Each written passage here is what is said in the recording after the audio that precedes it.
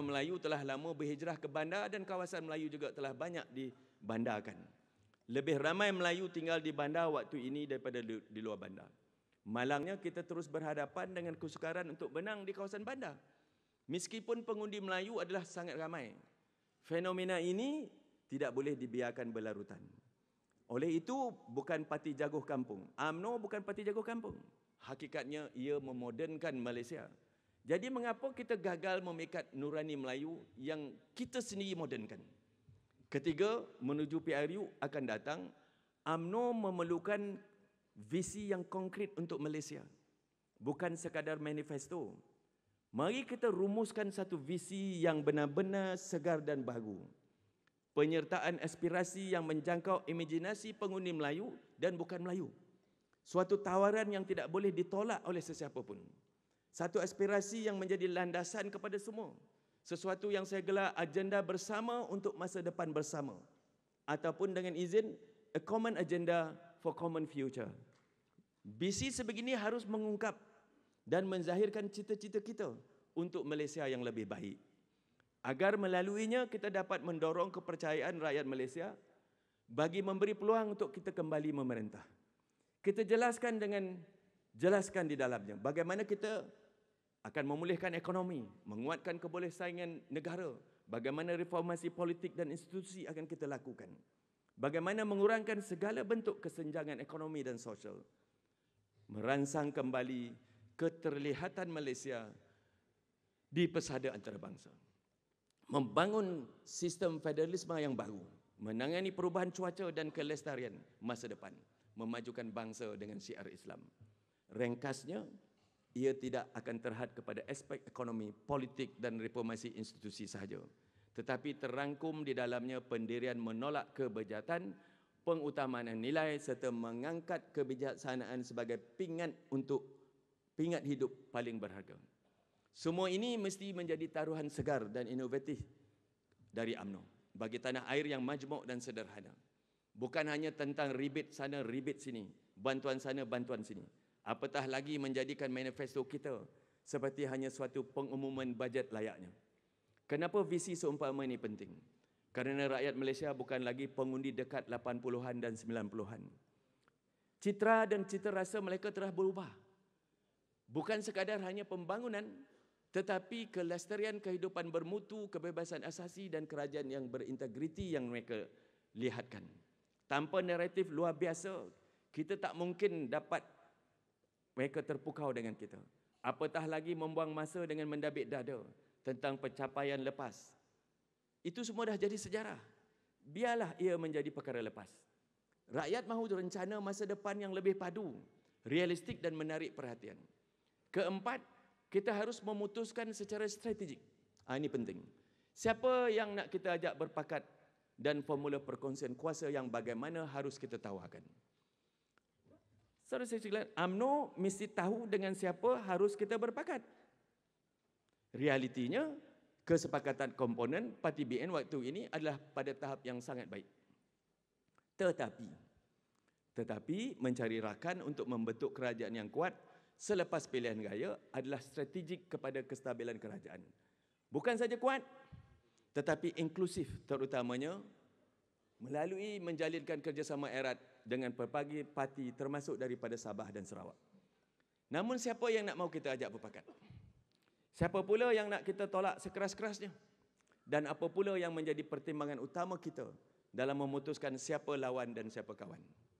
Semua ini memerlukan keunggulan politik dan hikmah. Bukan hanya tangkap muat. Seperti pembentukan PN, minta maaf cakap. Semua kata, sesumpah, itik, segala yang melintas di depan, terbang di depan, mereka cekup dan mereka ambil. Ya? Jadikan satu kerajaan. Itu sebabnya macam-macam ada. Yang pasti kita tidak akan mengajak berpakat parti yang secara terang-terang ditubuhkan untuk menggantikan UMNO. Tidak. Kita tak akan berpakat dengan orang yang nak bunuh kita. Apatah lagi DAP dengan agenda chauvinismenya. Dan kepada rakan kita, si mata keranjang yang bermain berbagai-bagai kolam, mendambakan keuntungan daripada semua dan berasmara dengan pelbagai musuh UMNO. pada waktu yang sama nak bercinta pula dengan UMNO. Pendirian kita UMNO tidak pada yang curang dan hanya pada yang setia. Tidak pada yang curang, hanya pada yang setia. My better half is up there. Hello, how are you? Pada yang setia. Saya meramalkan bahawa kerjasama politik selepas PRU ini bagi maksud membentuk kerajaan yang kuat mesti bersandarkan kepada a common agenda for common future. Ya, agenda bersama untuk masa depan. Ia berpandukan agenda base dan bukan bersandarkan kepada pakatan ataupun partnership base. Cukuplah dengan segala penubuhan, segala bentuk perikatan, barisan, pakatan, gabungan. Semua ini hanya kosmetik. Tak disandarkan kepada satu agenda bersama demi Malaysia yang lebih baik. Tetapi sekadar tolak ansur politik demi mahu berkongsi kuasa.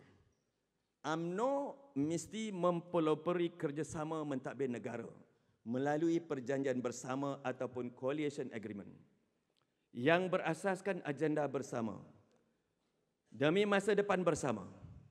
Ia wajar menjadi rukun dan tiang seri yang mendasari kerjasama pembentukan kerajaan. Dan setelah 5 tahun, kita kembalilah semula nanti kepada pengundi dengan jalan masing-masing. Biar pengundi menentukan masa depan kita dan pencapaian kita serta memilih kerajaan yang seterusnya. Ambillah iktibar daripada pengalaman BN selepas kalah pilihan raya ke-14. Segala fixed deposit kita hangus begitu saja. Segala rakan dan taulan yang kita dukung selama ini tidak berlengah-lengah meninggalkan kita waktu kita tewas. Dan ambillah juga pengajaran kegagalan Pakatan Harapan, Pakatan Rakyat, Perikatan Nasional dan pelbagai kerjasama politik. Semuanya sangat bersifat survival centric, bukannya berpaksikan agenda konkret demi rakyat dan tanah air. Malaysia sebenarnya perlu bersatu demi sebuah negara yang sejahtera melalui visi bersama.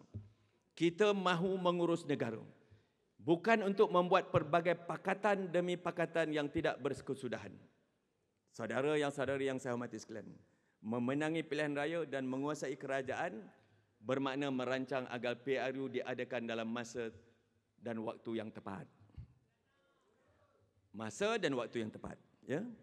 PRN di Melaka, Sarawak dan Johor memberi beberapa petunjuk penting bahawa masanya sekarang bukan tahun depan. Ya?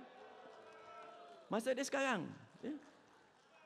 Sebabnya saya petikan begini. Pertama, kerana pihak lawan ternyata sangat lemah sekarang. PKR kalah semua kerusi mereka di Melaka, Sarawak dan menyanghana 1 kerusi di Johor. Itu pun kita kesian. Tinggalkan 1 sebagai batu nisan. Kalau tidak mati tak berkubur, tak bertanda. DAP pula kehilangan banyak kerusi di Melaka dan kalah hampir semua kerusi ditandingi jadi Sarawak. Di Johor pula mereka hanya menang 10 daripada 14 kerusi. PN pula dalam semua PRN lepas hanya bergantung kepada jentera PAS dan tidak menjadi pesaing yang handal lagi di Geruni. Di Johor, PN telah kita jinakkan dengan hanya menang 3 kerusi. Itu pun kalau kita buat strategi betul-betul, kita boleh menang 2 kerusi lagi. Manfaatkan segala peluang dan ruang atas kelemahan musuh kita ini. Kita kan menyerang waktu mereka lemah, Datuk Seri. Ini filsafah tentera. Strike while your enemy is weak and strike while the iron is hot. Dengan izin. Jangan tunggu dia dah regroup balik besok. Regroup dia bersama-sama dia dah cium mulut macam PRU 14, Tun Mahathir dengan Anwar Ibrahim cium mulut baru kita nak buat. Sorry Datuk Najib. Itu masa tu kita buat mati. Menempah maut. This is the time, now is the right time for us to strike. Itu falsafah peperangan. Melengahkan PRU akan membuka potensi kebangkitan pembangkang. Jangan kita ulang lagi. Nombor 2, umum mengetahui bahawa persefahaman politik pembangkang adalah sangat bercelaru sekarang. Semua berlumba-lumba dengan cita-cita sendiri. Bagaikan enau dalam belukar melepaskan pucuk masing-masing. Ada orang dah tak percaya lagi pula dengan simbol partinya, pakai simbol sendiri, pun hanyut juga. Semua gairah bertanding tanpa mengukur kepayaan sebenar. Ada yang tidak punya struktur, hanya berpaut pada seorang dua personality, itu pun tanpa pengalaman. Tanpa kesatuan, mereka tidak boleh mengalahkan kita. Ketidaksepaduan pembangkang adalah strategik kepada UMNO. Inilah masanya kita pintas memantas saat mereka berpecah dan bertelagah. Kita mesti pantas memintas mereka. Ketiga, pelbagai pilihan raya semasa pandemik telah berlangsung dengan berjaya dan teratur. Maka tiada alasan untuk kita melengahkan PRU. Malah menganjurkan PRU semasa pandemik adalah pilihan terbaik. Semuanya dilaksana dengan disiplin, ketertiban seperti di Melaka, Sarawak dan di Johor. Nombor 4, prestasi kita sebagai kerajaan sangat bergantung Tok Seri kepada pelbagai faktor dalam dan luaran. Dengan memuncaknya krisis Ukraine dan Rusia, tergugatnya Europe Security Order, ketidakpastian tentang kemungkinan ada ancaman pandemik baru, ketegangan hubungan USA dan China, serta pembukaan perlahan sepadan sehingga menjejaskan global supply chain, prestasi ekonomi Malaysia sangat terdedah kepada semua kegawatan dampak semua ini. Harga barang juga semakin naik mendadak, tak terkawal dan tidak masuk akal. Kemarahan rakyat membuak-buak. Semakin lama kita biarkan, semakin ramai orang akan mengkambing hitamkan UMNO dan BN. Semua ini akan menjadi perlu politik Pakatan Harapan untuk menembak kerajaan dan UMNO akan menerima tempiasnya. Oleh itu adalah sangat berisiko untuk melengahkan PRU dalam keadaan ekonomi negara yang tidak menentu akibat faktor dalaman dan antarabangsa. Dan yang terakhir, BN mesti mengembalikan semula mandat rakyat untuk memilih kerajaan yang sah. UMNO, saudara sekalian, adalah the custodian of the democracy di negara ini. Bukan sekadar pemain politik biasa. Kita yang membidani, menyuburkan dan melestarikan demokrasi di tanah air ini. Jangan terus bodolak-dalik. Malaysia tidak pernah ditadbir oleh kerajaan yang tidak terbentuk melalui pilihan raya yang demokratik. Keabsahan kerajaan sekarang terus dipersoal. Kita tidak menang dalam pilihan raya lepas. Kita hanya menguasai kerajaan melalui percaturan politik. Sampai bila kita mahu bergantung kepada CSA dan MOU untuk mengurus kestabilan negara ini? Sejak bila kelangsungan serta keabsahan kita sebagai pemerintah bergantung pada ihsan dan simpati parti lain? Sampai bila? Kita berkehendakkan kerajaan dengan parti yang terkuat, yang tanpanya sebuah kerajaan yang stabil tidak boleh dibentuk. Mengambil kira semua ini, UMNO harus mengambil pendirian tentang kewajaran menyegerakan PRU yang ke-15. Saya maklum, saya tahu, ada dalam kalangan kita yang akan membantah cadangan ini. Akan tetapi, apakah jaminan bahawa keadaan akan lebih baik memihak kepada BN jika kita terus menangguhkan pilihan raya umum?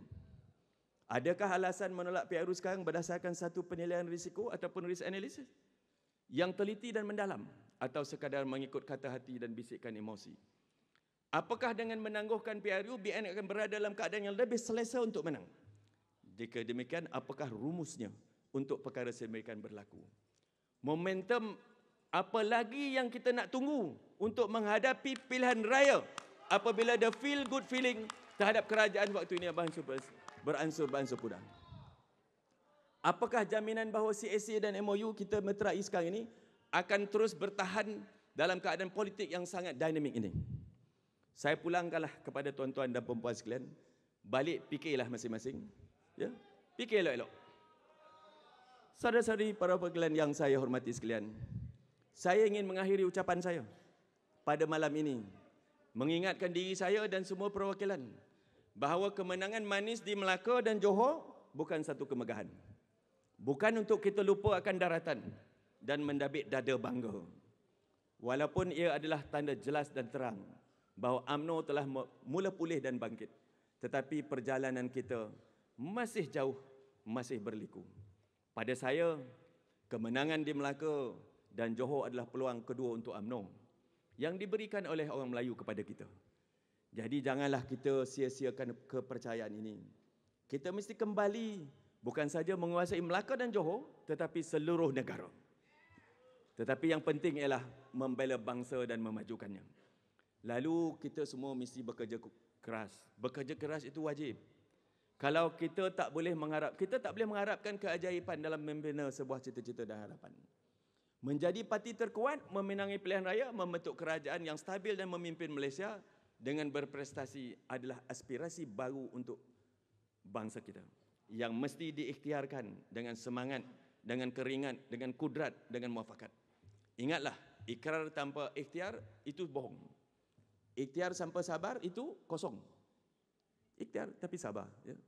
Berbincanglah dan berbahaslah dalam suasana keluarga besar UMNO ini. Bincangkanlah bagaimana kita terus perkasakan parti dan dalam masa yang sama menyusun strategi yang padu untuk menghadapi pilihan raya umum ke-15 nanti insya-Allah.